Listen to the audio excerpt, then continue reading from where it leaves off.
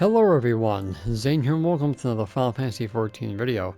So today I'm going to show you guys how to farm some gil with your blue mage from the reborn primals. So the three primals that we're going to be focusing on is Shiva, Leviathan, and Ramuh, since they give you weapons and accessories and they have the most gil for their drops. You also can do this for your mounts as well. If you're lucky enough, you can get their personal drops, which can be used to make glamour weapons, furnishings, or even used for the anima relic in the Heaven's Ward expansion. Since you're doing the crystal sands method or a step, you can use their items to get those sands and stuff.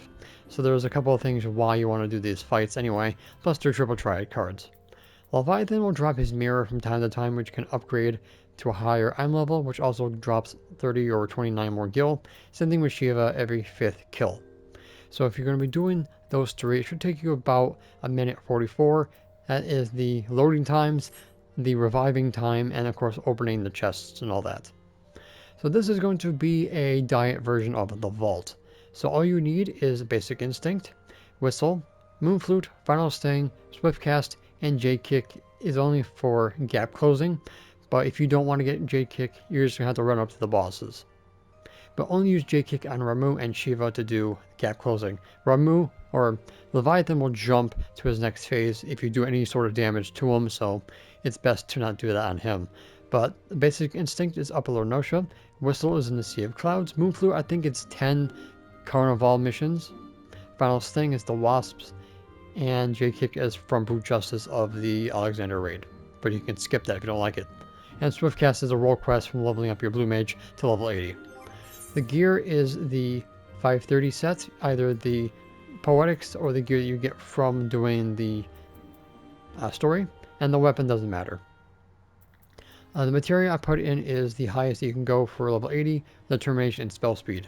You don't need theory mimicry of a DPS because that only increases your crit and direct hit chances, and these guys can go down pretty easily with your stats that you have and of course the spells that we have here. Okay. So the first thing you do is go into the duty finder, the gear icon up here, unsynced or unrestricted party, go in by yourself. You're going to start with Leviathan. Quickly do that and commence. This is where your swift cast resets inside so you can get it twice over. Basic instinct immediately. Swift cast and final sting. This saves you a couple seconds of doing all those buffs inside. And it took about 6 seconds to kill, but a couple seconds to revive and of course walk back. Have sprint on your hotbar, makes this a little bit faster. I got a card, which is nice. And you get a weapon, or the shield for white mage, and a coffer. If you're lucky enough, a mirror, and of course his music. So that'll save you a couple seconds. Swift casting moonflute, and it should never be running out by the time you get in there. I kind of did that backwards, but you know what I mean.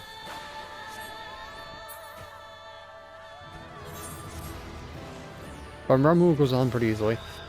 Without level 80 blue mage, you would still have to drain him just a little bit. So there's an orb, we got the paladin for the weapon.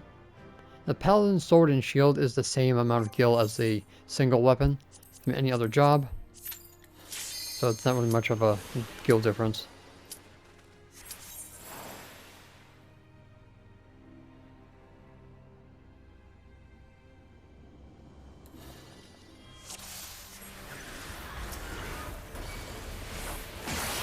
Done.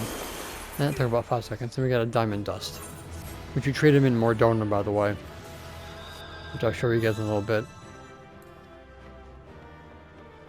So grab your loot here.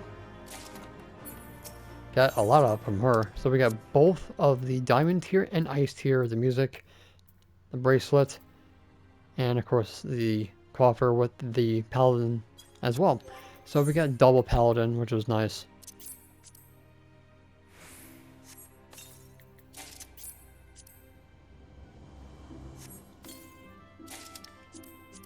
Alright, so the sword goes to 393, 357 for Ramuh, for Leviathan is 508. The shield for Shiva is 197. 179 for Ramuh. The ring is 268 and 246 for Shiva and Ramuh. So now we're going to switch over to another job. Doesn't matter which one. Open the coffers. So the Leviathan or Ramuh is 535. Shiva is 589. And Leviathan is 508. So now let's go to more dhona and pass in the mirror and the diamond dust for the upgrade. Alright, so here we are in more dhona at X22.7, Y6.7, next to the tombstone vendor. Talk to the left NPC, primal gear. The augmented version, which is on the left, goes for 535 for Leviathan, unaugmented 508. Shiva's on the left is 615, unaugmented 589. So it's like almost a 30 gil difference. So that is where you exchange those for the upgrades. So let's go to a vendor. I'm going to do two comparisons, one with shield and the sword, the other one's without paladin sword and shield. So first off, let's do what we just got.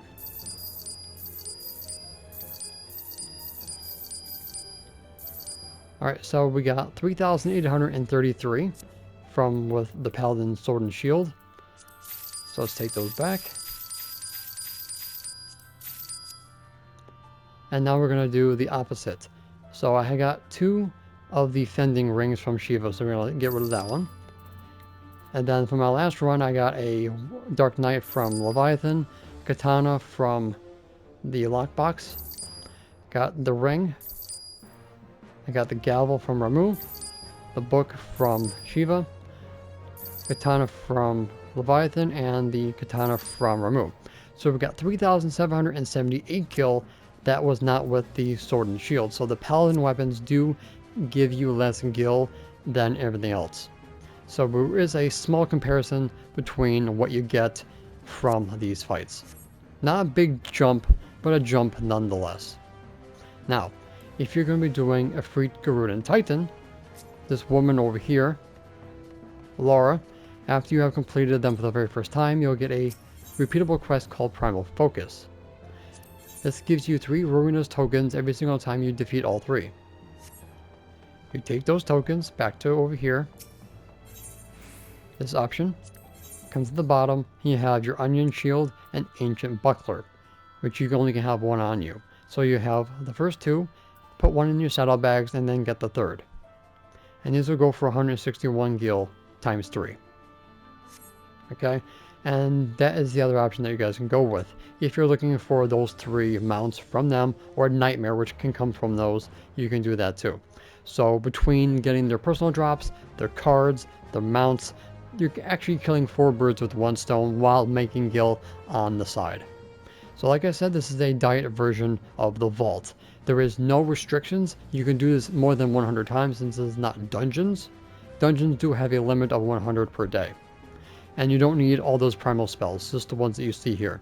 With the exception of J-Kick, but if you can get that one pretty easily, which I made a video about, it'll make this a little bit faster. So before we end this video, I do want to give a huge thank you for everyone who watched the Bahamut guild grinding video.